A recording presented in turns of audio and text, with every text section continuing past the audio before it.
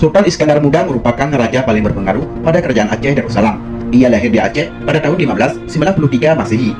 Nama kecilnya bernama Perkasa Alam. Dari pihak ibu, Sultan Iskandar Muda merupakan keturunan dari Raja Darul Kamal. Sedangkan dari pihak ayah, ia merupakan keturunan Raja Muda Alam. Ibunya bernama Putri Raja Indra Bangsa, atau nama lainnya Baruga Cah Alam, yang merupakan anak dari Sultan Alauddin Raya Cah, Sultan Aceh ke-10.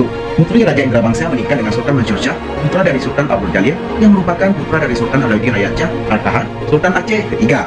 Jadi sebenarnya, ayah dan ibu dari Sultan Iskandar Muda merupakan sama-sama pewaris kerajaan. Sebelum lanjut, tekan dulu subscribe, like, dan share, agar sejarah Aceh lebih terpandang di mata dunia.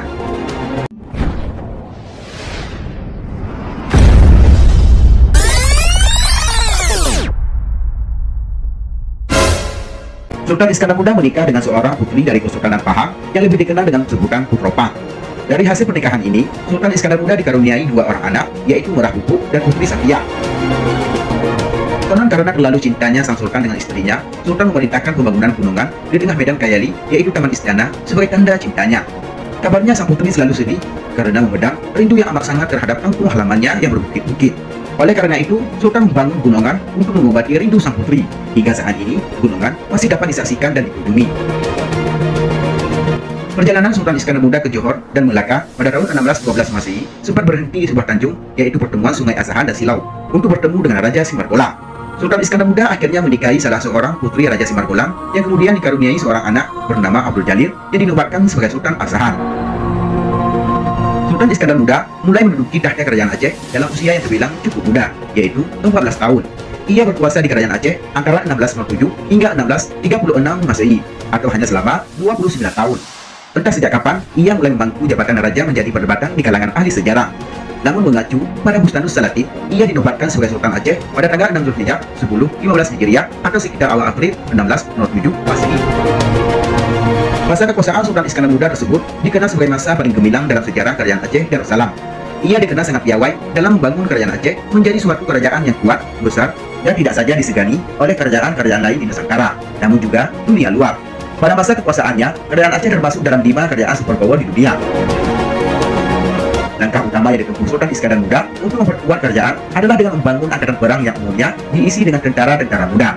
Sultan Iskandar Muda pernah menaklukkan Delhi, Johor, Bintan, Pahang, Kedah, dan Nias sejak tahun 1612 hingga 1625 Masehi. Sultan Iskandar Muda juga sangat memperhatikan tatanan dan peraturan perekonomian kerajaan. Menurut tradisi Aceh, Sultan Iskandar Muda membagi wilayah Aceh ke dalam wilayah administrasi yang dinamakan Ulebalang dan Mukim.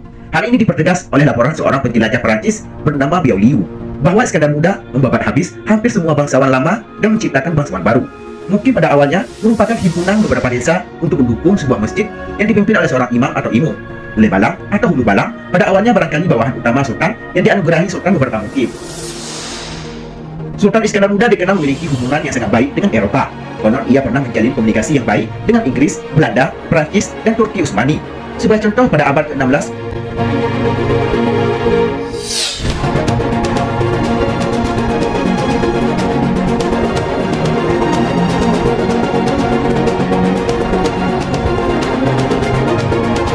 pada masa pemerintahannya, terdapat sejumlah ulama besar. Di antaranya adalah Syekh Kuala sebagai mufti besar di kerajaan Aceh pada masa Sultan Iskandar Muda. Hubungan keduanya adalah sebagai penguasa dan ulama yang saling mengisi proses perjalanan roda pemerintahan. Hubungan tersebut diibaratkan ada bab ilmu hukum, hukum bak Syekh Kuala, yang artinya ada di bawah kekuasaan Sultan, kehidupan hukum beragama di bawah kepengurusan Tuan Syekh Kuala. Sultan Iskandar Muda juga sangat mempercayai ulama lain yang sangat terkenal pada saat itu, yaitu Syekh Hamzah Mansuri dan Syekh Syamsuddin As-Sumatrani. Kedua ulama ini juga banyak mempengaruhi kebijakan Sultan. Keduanya merupakan sastrawan terbesar dalam sejarah Nusantara. Selain kerajaan Inggris, Pangeran Morit, pendiri dinasti Orange Belanda, juga pernah mengirim surat dengan maksud meminta bantuan Kesultanan Aceh Darussalam.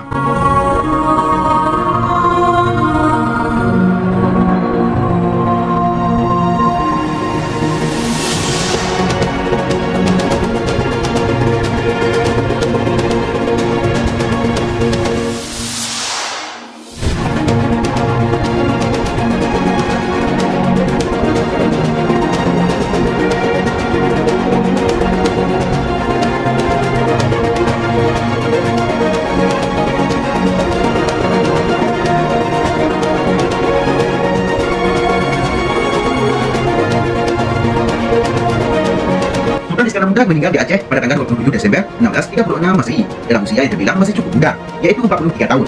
Sultan Iskandar Muda merupakan pahlawan nasional yang telah banyak berjasa dalam proses pembentukan karakter yang sangat kuat bagi Nusantara dan Indonesia.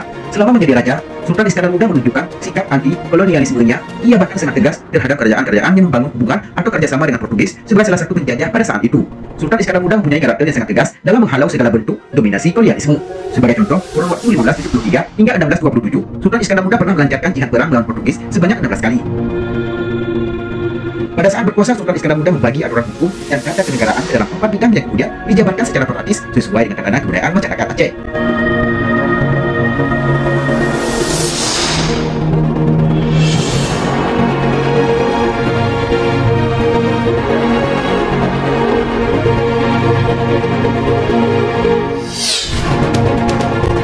Sultan Iskandar Muda juga pernah mengeluarkan kebijakan tentang pengharaman riba. Tidak aneh jika negara Aceh Darussalam menerapkan syariat Islam karena memang jejak penerapannya sudah ada sejak zaman dahulu kala. Sultan Iskandar Muda pernah berwasiat agar mengamalkan 8 perkara. Sang Sultan berwasiat kepada para wazir, pembala, pegawai, dan rakyat di antaranya adalah sebagai berikut.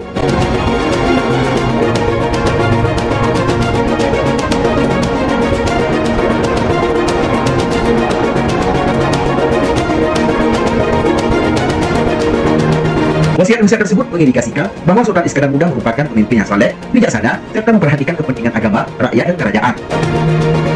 Demikianlah liputan Habahasa News. Semoga bermanfaat dan dapat memberikan wawasan untuk kita semua. Terima kasih telah menonton dan tunggu video kami selanjutnya.